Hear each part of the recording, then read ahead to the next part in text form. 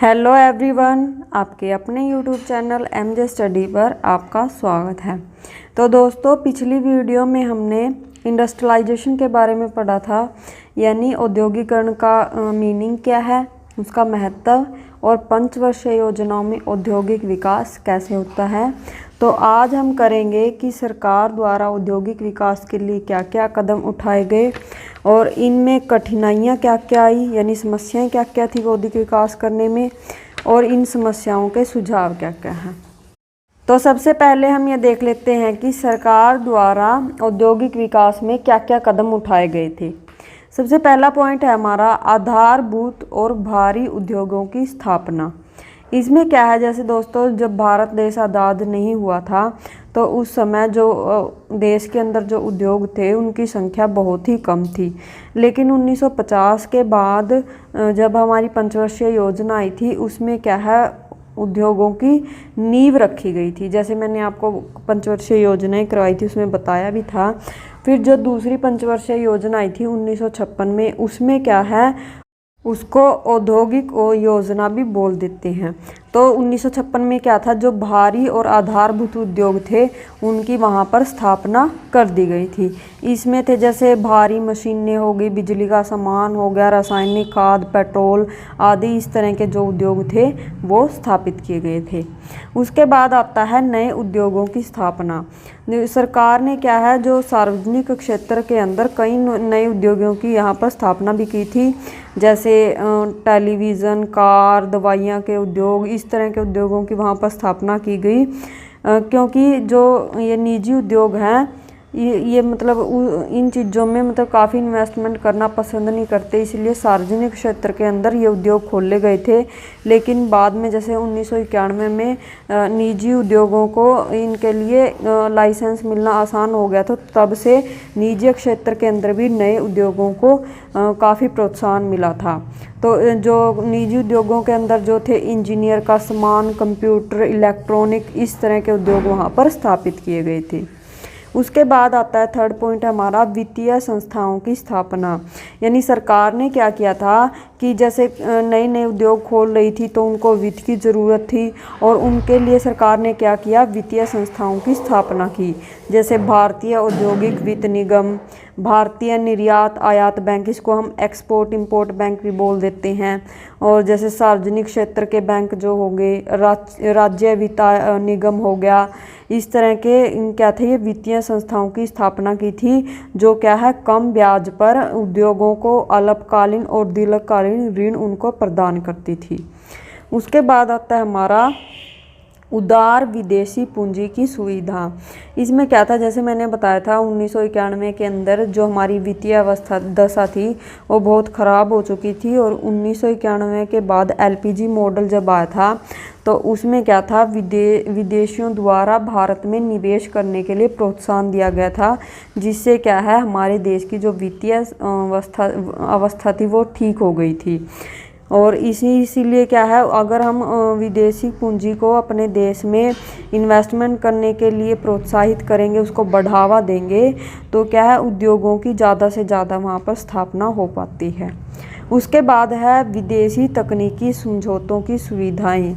ये क्या होता है कि मान लो कोई तकनीक अपने देश में नहीं है और बाहर के देशों से उस तकनीक को ख़रीदना है, यानी उसको आयात हम कर लेते हैं, तो इससे भी क्या होता है, उस तकनीक के द्वारा हम नए नए तरह के प्रोडक्ट बना सकते हैं या अपने प्रोडक्ट में सुधार कर सकते हैं, जिससे क्या है औद्योगिक विकास होता है। उसके बाद है बिजली की सुविधाएं।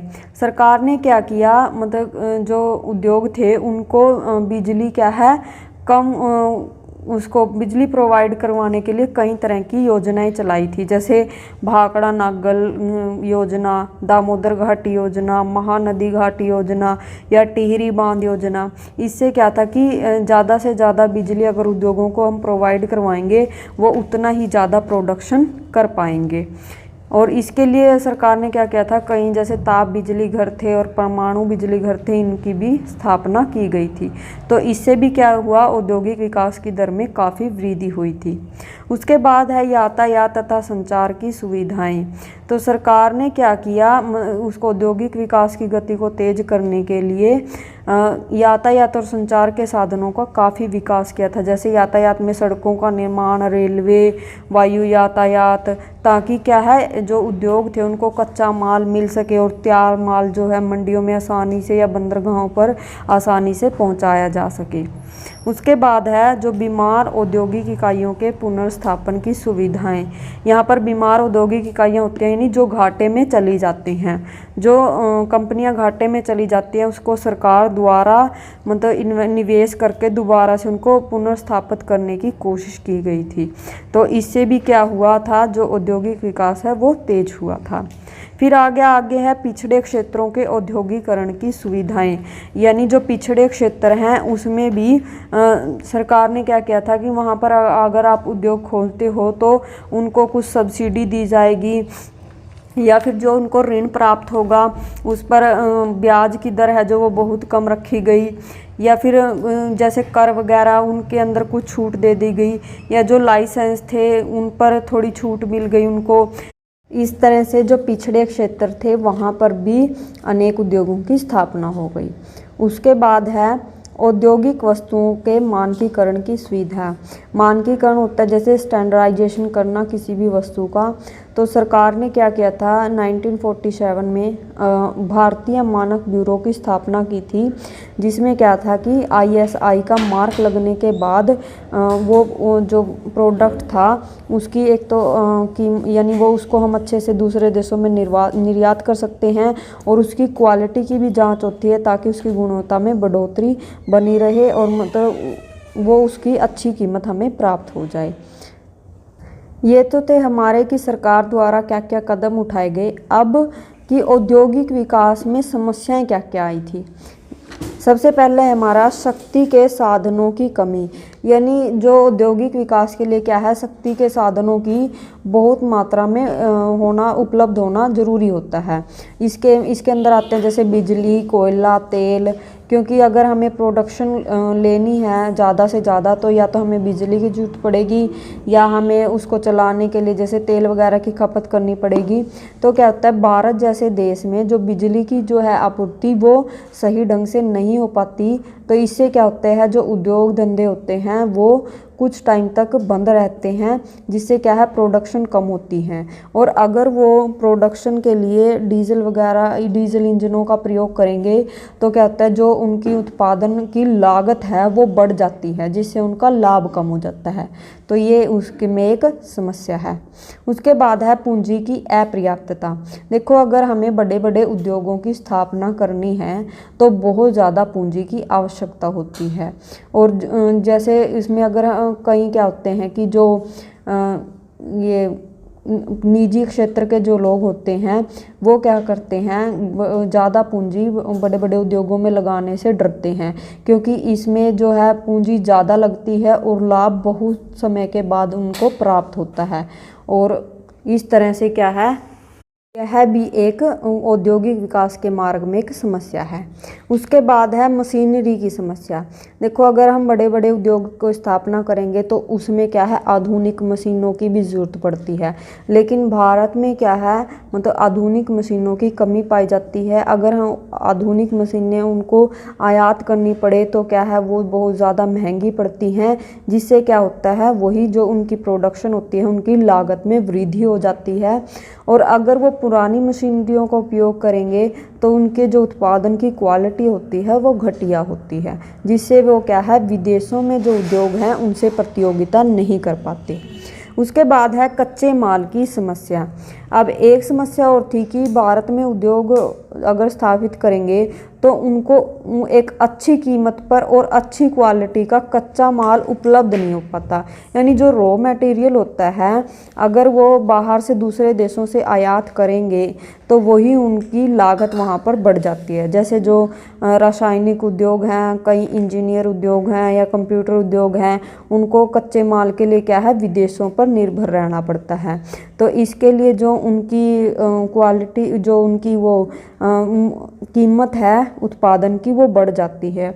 अगर वो एक कम लागत वाला कच्चा माल लेंगे तो जो उनका उत्पादन है उसकी किस्म में जो है कमी आ जाएगी, यानी उसकी क्वालिटी जो है अच्छी नहीं हो पाएगी। उसके बाद है औद्योगिक रुग्णता यानी इंडस्ट्रियल सिकनेस। यानी भारत के अंदर जो है बहुत सारे उद्योग ऐसे हैं जो निरंतर बंद हो रहे हैं, यानी उनकी संख्या में बढ़ोतरी आ रही है। यानी अगर कोई उद्योग घाटे में चला गया या तो वो ऋण और ब्याज क्या है वापस नहीं कर पाता, जिससे उनको मजबूरन मतलब उद्योगों को बंद करना पड़ता है, या फिर कई बार क्या होता है उनके स्टॉक ये जो बिक्री है वो नहीं हो पाती और बहुत सारा स्टॉक वहाँ पर जमा हो जाता है। तो ये भी क्या है औद्योगिक विकास में एक समस्या बना हुआ है। उसके बाद है औद्योगिक उत्पादन का दोषपूर्ण ढांचा। जैसे क्या होता है भारत के अंदर जैसे धनी व्यक्ति हैं, जो अमीर व्यक्ति है वो क्या है अपनी विलासिता या आराम की वस्तुएं ज़्यादा खरीदना पसंद करते हैं। जैसे टेलीविज़न, कारें, एसी हो गया, वॉशिंग मशीन हो गया, इसके अंदर वो ज़्यादा निवेश करते हैं और इसी प्रकार के उद्योगों की ज़्यादा स्थापना हो रही है। लेकिन जो आम जनता है उनकी ज़रूरत की जो चीज़ें हैं जैसे कपड़ा, चीनी, तेल, तो इनके उत्पादन के लिए उद्योग जो हैं उद्योगों के अंदर बहुत कम इन्वेस्टमेंट किया जाता है। तो इससे क्या होता है औद्योगिक विकास के ऊपर प्रतिकूल प्रभाव पड़ता है। उसके बाद है औद्योगिक झगड़े। भारत के अंदर जो है औद्योगिक विकास की ये भी एक बहुत ही महत्वपूर्ण समस्या है कि यहाँ पर औद्योगिक झगड़े बहुत हैं। जैसे जो यूनियन होते हैं या मालिकों के साथ उनके झगड़े होने के कारण जो हड़ताल हो जाती है या फैक्ट्री पर ताला लगा दिया जाता है, तो इससे क्या होता है उत्पादन कम होता है और उद्योगों को भी लाभ कम होता है। उसके बाद आता है मानव पूंजी की समस्या। मैंने कल भी करवाया था कि मानव पूंजी क्या होती है, कि मानव पूंजी से अभिप्राय श्रमिकों तथा जो उद्यमी होते हैं उनकी शिक्षा, स्वास्थ्य, तकनीकी अनुशासन इनसे होता है। और भारत में जो अधिकतर श्रमिक हैं वो अशिक्षित और अस्वस्थ होते हैं। यानी अगर वो अस्वस्थ होंगे तो क्या है वो अपने गांव में या अपने घर में वापस चले जाते हैं। तो ये क्या होता है स्थायी श्रमिकों की कमी यहाँ पर पाई जाती है। उसके बाद है लघु उद्योगों का कम विकास। यानी भारत में औद्योगिकरण के फलस्वरूप लघु उद्योगों की तुलना में बड़े उद्योगों का तेज गति से विकास हुआ है। जो मतलब सूक्ष्म उद्योग हैं जो या मध्यम स्तर के जो उद्योग हो गए उन पर इतना ध्यान नहीं दिया गया।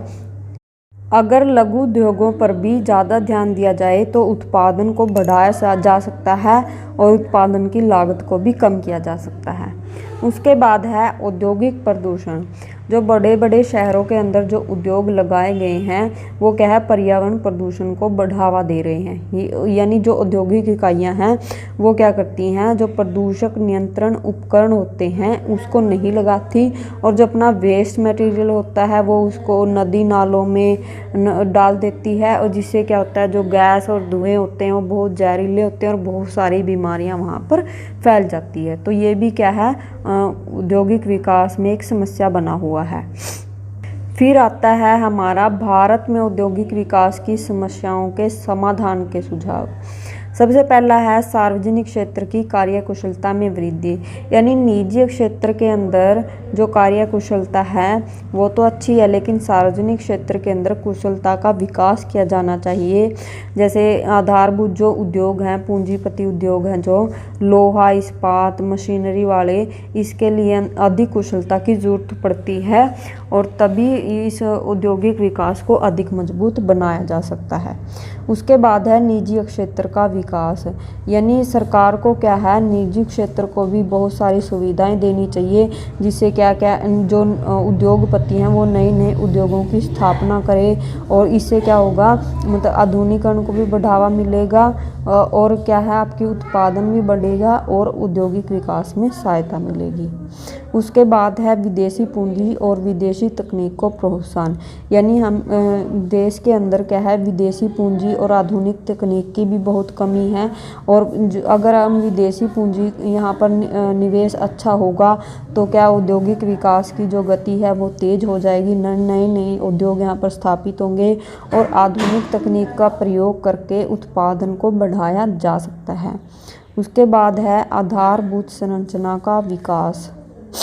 अगर हमें औद्योगिक विकास की दर को बढ़ाना है तो आधारभूत संरचना को भी मजबूत करना होगा।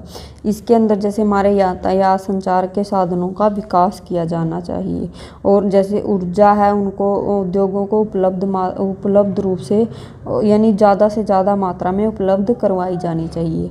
उसके बाद है आधुनिक मशीनों का आयात, यानी अगर हम विदेशों से जो आधुनिक मशीन हैं उनको मंगवाएंगे, उनसे क्या होगा, अच्छे माल की वहाँ पर उत्पादन किया जा सकता है और उनको विदेशों में बेचा जा सकता है एक अच्छी कीमत पर। फिर है हमारा प्राकृतिक साधनों का उचित विकास।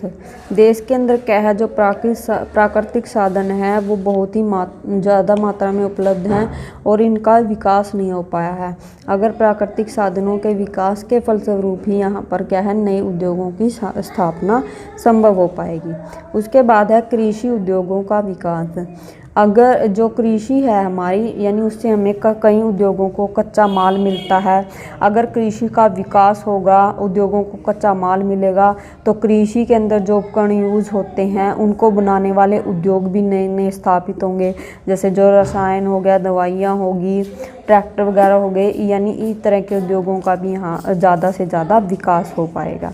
उसके बाद है जो निर्यात उद्योगों का विकास है, यानी जो दूसरे देशों में अपने माल को बेचते हैं, इस तरह के उद्योगों को विशेष सुविधाएं दी जानी चाहिए, उनका प्रबंध किया जाना चाहिए और उनको बहुत ज़्यादा प्रोत्साहन मिलना चाहिए, जिससे क्या होता है, देश के अंदर जो उत्पादन होता है वो दूसरे देशों में निर्यात किया जा सके। उसके बाद है औद्योगिक शांति, यानी एक देश के अंदर अगर हमें औद्योगिक विकास को बढ़ावा देना है तो क्या है, मालिकों के और मज़दूरों के जो संबंध है वो ठीक होने चाहिए, अच्छे होने चाहिए, ताकि क्या है, मज़दूरों को उनका सही वेतन मिल सके और क्या है, वो हड़ताल नहीं करेंगे तो उत्पादन में भी कोई कमी नहीं आएगी और नए नए उद्योग हैं उनकी भी वहाँ पर स्थापना को प्रोत्साहन मिलेगा। तो दोस्तों ये था आज का हमारा टॉपिक, ये चैप्टर आपका कंप्लीट हो चुका है। आई होप ये वीडियो आपके लिए हेल्पफुल हो। Thank you.